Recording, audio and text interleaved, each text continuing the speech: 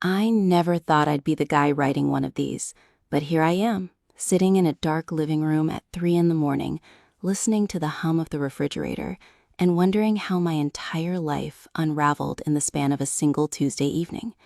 They say betrayal doesn't come from your enemies, it comes from the people you take a bullet for. I used to think that phrase was just some edgy quote people posted online for attention, but now I know it's the absolute truth. It's a quiet, crushing weight that settles in your chest and makes it hard to breathe. My name is Mark, and until about 6 months ago, I thought I had everything figured out. I had a beautiful wife named Sarah, a decent job in tech marketing that paid the bills on our suburban home just outside of Austin, and a best friend named Tyler, whom I had known since our freshman year at Ohio State. We were the trio that everyone expected to grow old together, the ones who would be barbecuing in the backyard 20 years from now while our kids played on the lawn. Instead, I'm looking at a shattered house, a pile of divorce papers, and a level of anger that scares me every time I close my eyes. To understand how we got to that night, you have to understand the dynamic between the three of us. Tyler wasn't just a friend. He was my brother in every way that mattered. When my dad passed away 3 years ago, Tyler flew across the country without me even asking, showed up at my front door with a bottle of whiskey, and just sat with me in the silence. He was the charismatic one, the guy who could walk into any crowded bar and leave with 5 new friends and a phone number. But he was also reckless, especially with his finances and his relationships. While I was settling down with Sarah, buying a lawnmower and worrying about our 401k, Tyler was jumping from one sales job to another, living in expensive downtown apartments he couldn't afford, and dating girls who were wrong for him. Sarah always had a soft spot for him, viewing him as a sort of lovable, slightly broken project. She'd always make extra dinner when he stopped by, laugh at his ridiculous stories, and tell me how lucky I was to have a bond that deep. I loved her for that. I loved how welcoming she was, how her kindness seemed to expand to fit the people I cared about. Then came the winter of last year. Tyler's latest startup venture folded, his landlord raised the rent on his high-rise apartment by $600, and he found himself completely broke and facing eviction. He called me from a parking lot, his voice shaking, which was something I had never heard before.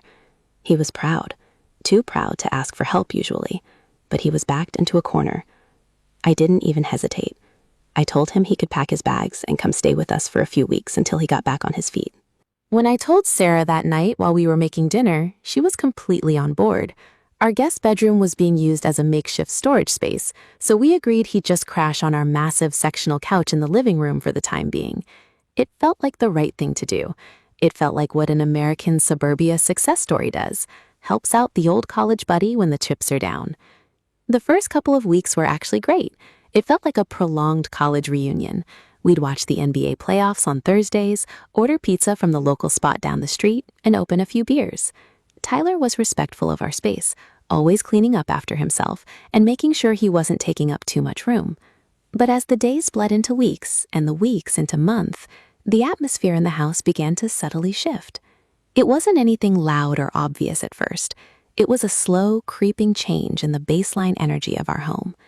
I started noticing that whenever I came home from my 45-minute commute, Tyler and Sarah would be in the kitchen together, laughing over some inside joke they had shared during the afternoon.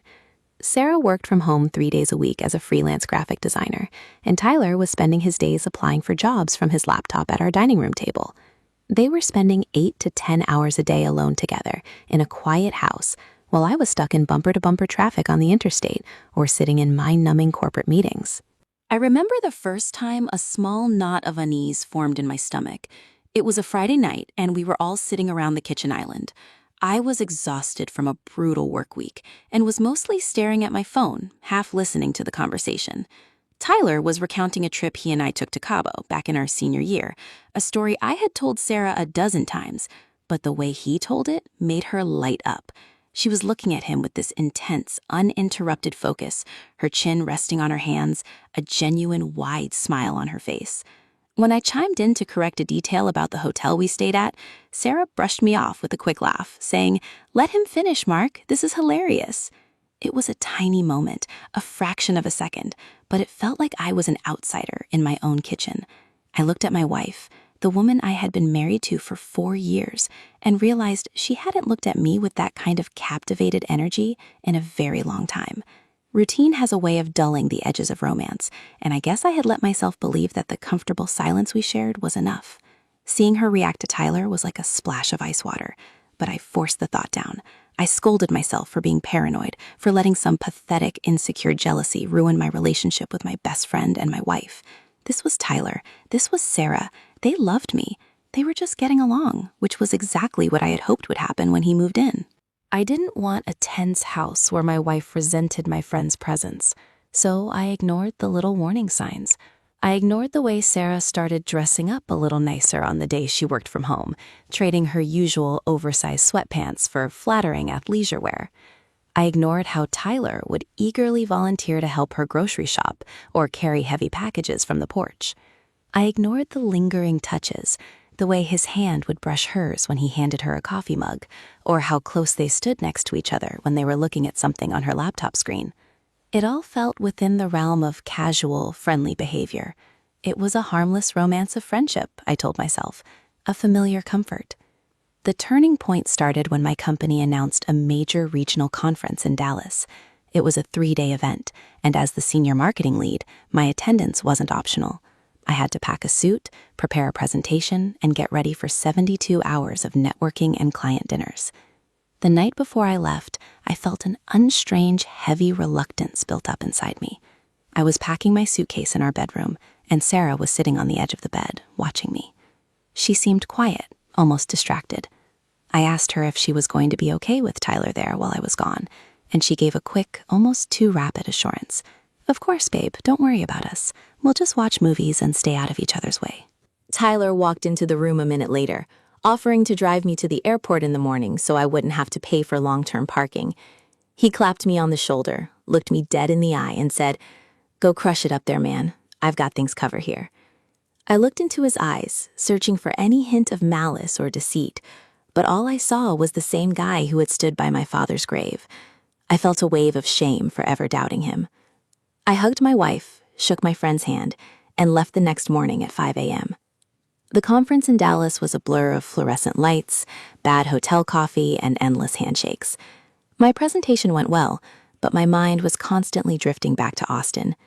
I called Sarah every night, but our conversations felt strained, truncated. She claimed she was just tired from a heavy freelance workload, but her voice lacked its usual warmth. On the second night, when I called around 9 p.m., I could hear music playing softly in the background and the distinct clink of wine glasses. She told me Tyler had cooked dinner to thank her for letting him stay, and that they were just finishing up. There was a strange tightness in her tone, a subtle rush to get off the phone. "Have fun with your clients, Mark. Call me when you get to the airport tomorrow," she said before hanging up. I stood on the balcony of my hotel room, looking out over the Dallas skyline, feeling a cold, hollow sensation opening up in my chest. The next day, Tuesday, the final panel concluded early. By 2 p.m., the closing remarks were finished, and I realized that if I caught a rideshare immediately, I could make an earlier flight back to Austin, instead of waiting for my scheduled 8 p.m. departure. I didn't text Sarah or Tyler. I wanted to surprise her, to walk through the front door, take her out to a nice dinner, and reclaim the rhythm of our life. I wanted to put an end to the ridiculous, poisonous thoughts that had been festering in my brain for the last 48 hours. The flight was short, barely 45 minutes. By the time I landed in Austin, grabbed an Uber, and pulled into our quiet, tree-lined suburban neighborhood, it was just past 6:30 p.m. The sun was setting, casting long amber shadows across the driveway. Tyler's old Honda Accord was parked on the street, and Sarah's SUV was in its usual spot. The house looked completely normal from the outside, the porch light already glowing against the twilight. I walked up the concrete path, my rolling suitcase clicking loudly against the ground, my heart beating with a strange, nervous anticipation. I unlocked the front door with my key, stepped inside into the quiet foyer, and dropped my bags. The house was dead silent, save for the faint, low murmur of a television coming from the back room. I smiled, thinking they were probably watching a show, and walked toward the living room, completely unaware that my life as I knew it was about to end.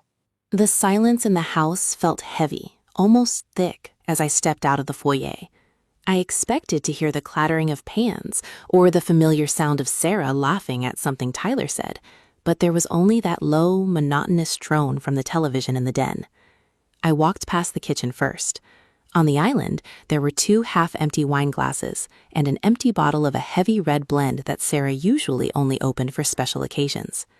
Beside the glasses sat a small plate with the remnants of some cured meats and cheese, completely dried out at the edges, like it had been sitting there for hours. A strange, cold prickle of adrenaline hit the back of my neck.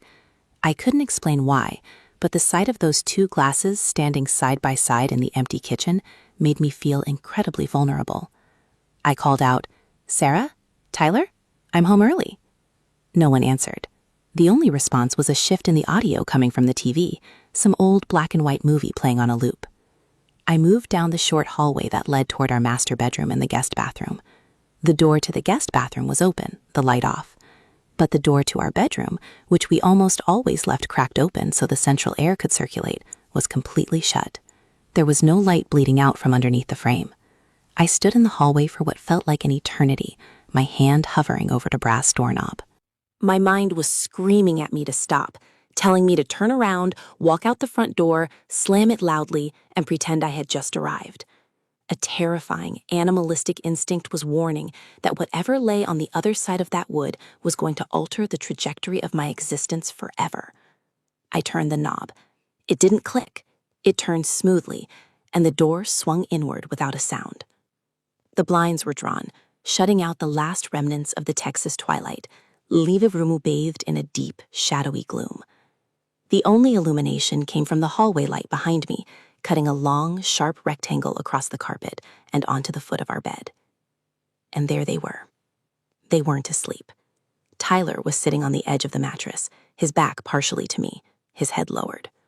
Sarah was tangled in the sheets, her shoulders bare, looking up at him with an expression of intense, quiet vulnerability that I had never seen on her face before. Her hair was messy, sprawling across the pillows.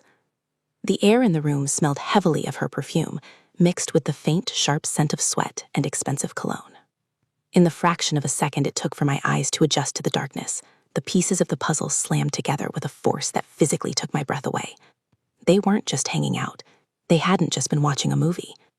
My best friend, the man who had held my shoulder while my father was lowered into the dirt, was sitting in my bed with my wife. When the hallway light hit them, Tyler froze. His shoulders went rigid, and he slowly turned his head to look over his shoulder. When his eyes met mine, every ounce of color drained from his face. He looked like he had just seen a ghost, his mouth opening slightly, but no sound escaping. Sarah let out a sharp, choked gasp, instantly pulling the comforter up to her chin, her eyes widening in pure, unadulterated terror. For a long, agonizing moment, none of us moved. The universe seemed to stop expanding. The only sound was the distant, muffled dialogue of the television in the other room. "Mark," Tyler finally whispered, his voice cracking, sounding incredibly small. "Mark, man, it's not... Let me explain." Hearing him say my name broke the paralysis. A wave of heat rushed from my chest straight to my face, blinding me with a primitive, white-hot rage that I didn't know I was capable of possessing. I didn't yell, I didn't scream. The anger was too massive for that. It compressed into a tight, lethal focus.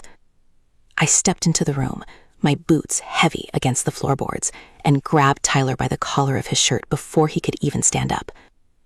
I hauled him off the bed with a strength fueled entirely by adrenaline, slamming him hard against the drywall near the closet. A framed photo of Sarah and me on our wedding day rattled against the impact and crashed to the floor, the glass shattering into 100 pieces between our feet. "Get out of my house," I said, my voice dangerously low, vibrating with a tremor I couldn't control. "If you say one word, if you look at her, if you touch a single piece of your shit on the way out, I will ruin you." Tyler didn't fight back. He kept his hands raised, palms open, his eyes reflecting a pathetic mixture of guilt and fear. "I'm sorry, Mark. I'm so sorry. It just happened. We didn't mean to." I slammed him against the wall again, harder this time, the drywall groaning under his weight. "Do not speak to me. Do not look at me. Get your shoes, Get your keys and get the hell out of my life." He stumbled backward, losing his footing for a second on the shattered glass before scrambling toward the doorway. He didn't even grab his wallet or his jacket from the living room. He just ran out the front door in his socks and a t-shirt. A moment later, I heard the heavy thud of the front door slamming shut, followed by the frantic cranking of his car engine on the street outside. The tires screeched against the asphalt as he tore away into the suburban night, leaving a suffocating, violent silence in his wake. I turned slowly to face the bed. Sarah was trembling, tears streaming down her face, her hands gripping the blanket like a shield. She looked so small, so fragile, but looking at her didn't elicit an ounce of pity from me. The woman I had spent 7 years loving, the woman I had built a life with, looked like a complete stranger. "Mark, please," she sobbed, her voice trembling violently. "Please, talk to me. It was a mistake. It was the wine, and we were talking about how stressed you've been, and it just crossed the line tonight. It's never happened before. I swear to God, it was just tonight." Every word out of her mouth felt like a physical blow to my ribs. The betrayal wasn't just physical, it was the realization that they had carved out a hidden world together inside my own home. They had used my absence, my trust, and my generosity as a playground. I looked at the bed we had picked out together at a local furniture store, the sheets she had washed over the weekend, and the space where I was supposed to sleep tonight. The sanctity of my home was entirely gone, replaced by a cheap, dirty theater of deception. "How long?" I asked, my voice flat, devoid of any emotion now. The rage had burned out, leaving behind a cold, desolate landscape of shock. "Just tonight, Mark, I swear," she cried, reaching a hand out toward me, but pulling it back when she saw the look in my eyes. "We were just drinking and talking, and he told me how much he admired you, and then he looked at me, and I don't know what happened. I lost my mind. Please, Mark, you have to believe me." I looked down at the shattered wedding photo near my boots. Our smiling faces looked back at me through the cracked glass, a snapshot of a day when everything felt permanent and safe. I realized then that the woman in that photo didn't exist anymore, and neither did the man standing over it. I didn't answer her. I didn't want to hear her excuses, her rationalizations, or her lies. I walked out of the bedroom, leaving her crying in the dark, and walked into the living room. The sectional couch where Tyler had been sleeping for the past 2 months was messy, a blanket tossed carelessly over the armrest. I grabbed his laptop from the dining room table, his spare car keys from the counter, and his leather jacket from the coat rack. I walked to the front door, opened it, and hurled his belongings out onto the front lawn, into the dark grass. Then I sat down on the bottom step of our staircase in the foyer, staring at the front door, listening to the muffled sounds of my wife weeping in our bedroom, wondering how a person survives the night when their entire world has just been turned to ash. I sat on that bottom step for hours, watching the shadows from the street lamp outside shift across the foyer wall. The weeping from the bedroom eventually stopped, replaced by a heavy, suffocating silence that felt even worse. My phone kept buzzing in my pocket, short, frantic vibrations that I knew were from Tyler or Sarah trying to text me, but I couldn't bring myself to look at the screen. The device felt like a radioactive brick against my thigh.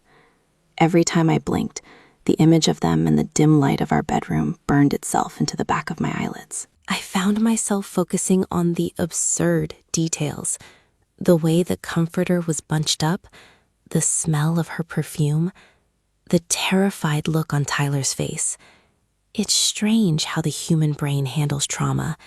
It doesn't process the massive, life-altering reality all at once. Instead, it fixates on the tiny, insignificant pieces of the wreckage. Around 4 a.m., I heard the bedroom door creak open. I didn't turn my head, but I heard her soft, hesitant footsteps clicking against the hardwood floor of the hallway. She stopped at the edge of the kitchen, just a few feet away from where I sat. She had changed into a pair of sweatpants and an old t-shirt of mine, a shirt she had stolen from my closet years ago that had become her favorite thing to sleep in. Seeing her wear it right now felt like a cruel joke, a mockery of the intimacy we used to share. "Mark?" she whispered, her voice raw and completely hollowed out from crying. "Are you going to come to bed? Please don't sit out here like this. Talk to me. Yell at me, scream at me, do something. Just don't do this. I slowly stood up, my joints stiff from sitting on the hardwood for so long. I turned to look at her, and for the first time, I didn't feel that blinding, explosive rage. I just felt an overwhelming, bone-deep exhaustion.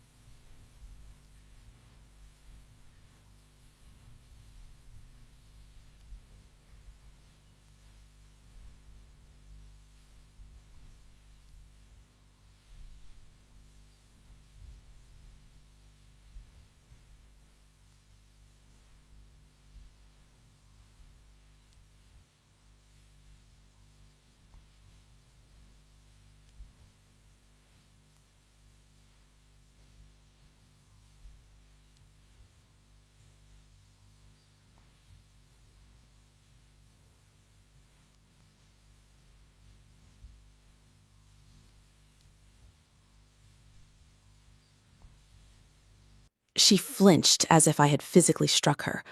Mark, no, please. This is our home. We can fix this.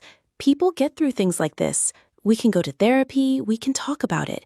I made a horrible, disgusting mistake, but I love you. I've only ever loved you. If you loved me, Tyler wouldn't have been in our bed, I said, the words cutting through the air with a cold, surgical precision. You didn't just make a mistake, Sarah. You chose to sit in the kitchen and drink wine with him. You chose to let him follow you into our room.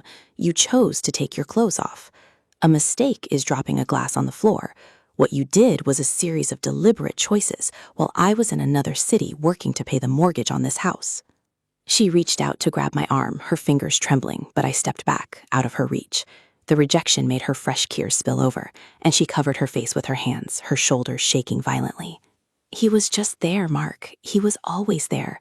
You were working late every night. You were stressed. You were checked out. I was lonely, and he was listening to me. He was paying attention to me. I didn't plan for any of this to happen. I swear to God I didn't. Hearing her try to shift the blame, even a fraction of it, onto my work schedule or my stress levels, felt like a second betrayal. It was the classic script of a cheater, the desperate attempt to rewrite the history of our marriage to justify the unjustifiable. I looked at her, really looked at her, and realized that the foundation of trust we had built over 7 years wasn't just damaged, it was entirely pulverized. There was nothing left to salvage. I need you to leave, I said, turning away from her and walking toward the living room. Call your mom, call a friend, I don't care. Just pack a bag and be out of this house by the time the sun comes up. I didn't wait around to watch her pack. I grabbed my car keys from the kitchen counter, walked past the shattered wedding photos still lying on the floor, and stepped out into the cool morning air. The neighborhood was dead quiet, the sky a dark, bruised shade of purple just before dawn. Down on the front lawn, Tyler's laptop and leather jacket were still lying in the grass, damp with the morning dew. I walked past them without a second glance, got into my truck, and drove. I didn't have a destination. I just drove through the empty streets of the Austin suburbs, watching the streetlights flicker off one by one as the sky began to lighten. I ended up at a 24-hour diner on the side of the highway, sitting in a vinyl booth under flickering fluorescent lights, staring into a mug of black coffee that I didn't drink. My phone was on the table in front of me, and it finally stopped buzzing. When I pulled up the screen, I had 14 missed calls from Tyler and 27 texts from Sarah. I opened Tyler's messages first. It was a pathetic stream of consciousness. Mark, please call me. Man, I am so incredibly sorry. It's not what it looks like. Please don't do anything crazy. I hate myself. I'm at a motel off I-35. Please let me talk to you. I stared at the words, feeling a profound sense of disgust. This was the guy who knew every single one of my secrets, the guy who knew how much I loved my wife, the guy I had given a roof over his head when he had nowhere else to go. The sheer entitlement of his betrayal was staggering.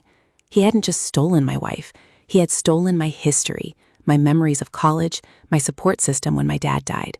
He had erased the value of a 15-year friendship in a single night of selfishness. I blocked his number. I didn't type out a response. I didn't send a threatening message. I didn't give him the satisfaction of knowing he had broken me. I just blocked him, cutting him out of my existence like a cancerous tumor. Next, I looked at Sarah's texts. They were long, frantic blocks of texts filled with apologies, declarations of love, and begs for forgiveness.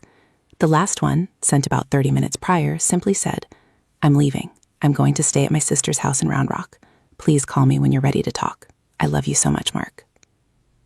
I sat in that diner until the sun was fully up, watching the morning rush hour traffic build up on the highway outside.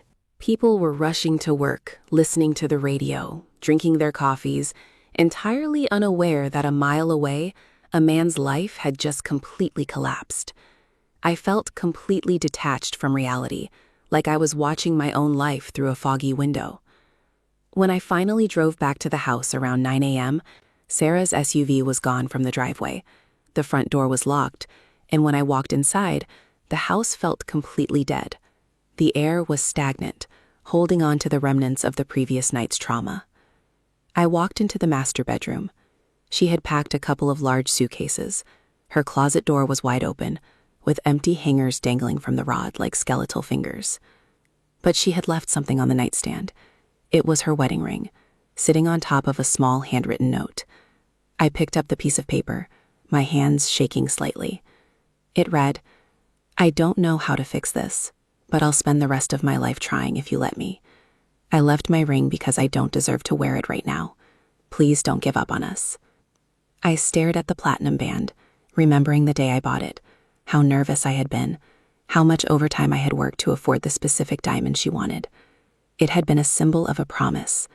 Now it was just a piece of metal, sitting on a piece of paper in an empty room. I dropped the ring into my pocket, walked out of the room, and closed the door behind me. I knew what I had to do next, but the thought of it made me feel physically sick. I had to call a lawyer, and I had to figure out how to tell my family that the life we all thought I was living was completely a lie. The next few weeks passed in a blur of gray, agonizing monotony. I hired a divorce attorney named Robert, a sharp, no-nonsense guy whose office downtown smelled of old leather and expensive stationery. Sitting across from him, laying out the details of my marriage and the events of that Tuesday night felt like an out-of-body experience. He took notes with a heavy fountain pen, his expression entirely neutral, as if he heard this exact story 5 times a week, which in reality he probably did. He told me that Texas is a no-fault divorce state, but that we could file on the grounds of cruelty or adultery if I wanted to push the issue. I told him I didn't care about making a public spectacle of them. I just wanted it over with. I wanted my name scrubbed from hers, my assets separated, and the house sold as quickly as humanly possible. I couldn't stand the thought of living in that space anymore, but I also refused to let her keep it. Sarah tried to contact me through every channel she had left. Since I had blocked her number, she started emailing my work account, sending long, desperate paragraphs detailing her remorse. She told me she had started seeing a therapist in Round Rock, that she was uncovering why she felt so insecure and lonely, and that she desperately wanted to show me she could change. I never replied. I forwarded every single email to Robert's assistant to be filed away with our case documents. Tyler tried to reach out too once, using a burner number to leave a voicemail. His voice sounded pathetic, shaky, and full of tears, begging me to meet him at a diner just to let him apologize to my face so he could sleep at night. I deleted the voicemail before it even finished playing. Their guilt was their own cross to bear. I had no intention of granting them the closure they needed to feel better about what they had done. The hardest part was telling my family. Calling my mother and explaining that Sarah and I were splitting up because of Tyler was one of the most painful moments of my life. My mother loved Sarah like a daughter, and she had treated Tyler like a second son for over a decade.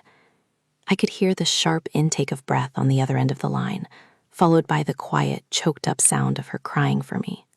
My older brother, textbook aggressive, wanted to drive down from Dallas to find Tyler himself, but I talked him down.